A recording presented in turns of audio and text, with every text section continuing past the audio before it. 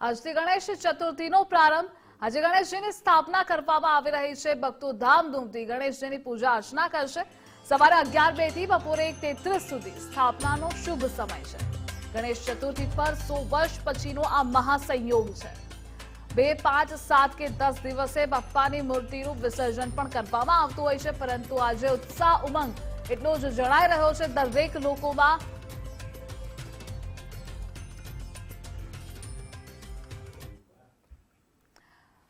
આગળ વાત કરીએ સમાચારોમાં, વડોદરામાં પણ ગણેશ ચતુર્થી પર્વની ઠેર ઠેર ઉજવણી કરાઈ રહી છે। લક્ષ્મી વિલાસ પેલેસના ગણેશની શાહી સવારી નીકળી। દાંડિયા બજારથી પાલખીમાં ગણેશજીને લઈ જવામાં આવ્યા।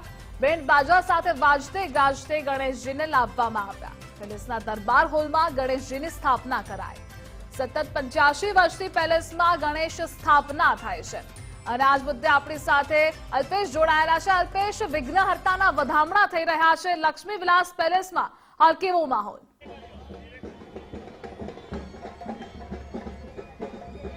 બિલકુલ જે ધ્રુવિશા વાત કરવામાં આવે તો વડોદરાને જે સંસ્કારી નગરી તરીકે ઓળખવામાં આવે છે અને દરેક ઉત્સવ છે તે વડોદરાવાસીઓ છે તે ધામધૂમથી ઉજવતા હોય છે, ત્યારે આજે વડોદરા શહેરમાં દરેક જગ્યાએ આ પ્રકારનો માહોલ છે તે જોવા મળી રહ્યો છે। લક્ષ્મી વિલાસ પેલેસ ખાતે આજે ગણેશજીની શાહી સવારી છે તેની સ્થાપના થશે અને હાલ રાજવી પરિવાર દ્વારા આજે ગણપતિ છે તેની સ્થાપના કરવામાં આવશે। દાંડિયા બજારથી આજે પાલખી છે તેમાં ગણેશજીને લઈ જવામાં આવશે અને બેન્ડ બાજા સાથે આખી આજે શ્રીજી બાપા છે તેમની શાહી સવારી નીકળી છે। જોકે ખાસ કરીને વાત કરીએ તો જે રાજવી પરિવાર છે તેમના દ્વારા સતત 85 વર્ષથી જે લક્ષ્મી વિલાસ પેલેસ છે તેની અંદર આજે ગણપતિ જે છે તેની સ્થાપના કરવાની જે પરંપરા છે તે જાળવી રાખવામાં આવી છે। જોકે આ મૂર્તિ છે તે ચૌહાણ પરિવાર દ્વારા સતત 85 વર્ષથી એક જ પરિવાર છે જે આ મૂર્તિ બનાવી રહ્યો છે।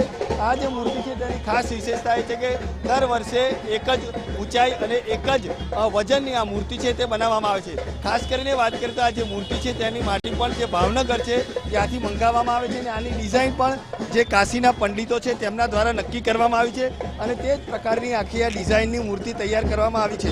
એટલે ચોક્કસથી કહી શકાય કે હાલ જે રાજવી પરિવાર દ્વારા સતત જે 85 વર્ષની જે પરંપરા છે તે જાળવી રાખી છે અને આજે પણ આ જ પ્રકારની જે માહોલ છે તે વડોદરા શહેરમાં ઠેર ઠેર જોવા મળી રહ્યો છે। ચોક્કસથી કહી શકાય કે વડોદરા શહેરમાં જ્યારે ગણેશ ચતુર્થી હોય ત્યારે દરેક જગ્યાએ આ તહેવારને લોકો ધામધૂમથી ઉજવતા હોય છે, ત્યારે આજે પણ આજે રાજવી પરિવાર છે તે સતત 85 વર્ષથી આ પ્રકારની પરિવારની જે પરંપરા છે તે જાળવી રાખી છે અને હાલ તમામ લોકો છે તે આ ગણેશજીના ઉત્સવ છે તેમાં જોડાયા છે અને હાલ આજે પાલખી છે તેમાં બેસી અને લક્ષ્મી વિલાસ પેલેસ ખાતે આજે શ્રીજી બાપા છે તેમની સ્થાપના કરવામાં આવશે। ચોક્કસથી કહી શકાય કે જે રીતે રાજવી પરિવાર પણ સતત 85 વર્ષથી શ્રીજી બાપાની સ્થાપના કરી રહ્યો છે, ત્યારે વડોદરાવાસીઓ પણ આ જ પ્રકારની જે પૂજા અર્ચના છે તે ગણપતિ બાપાની કરી રહ્યા છે।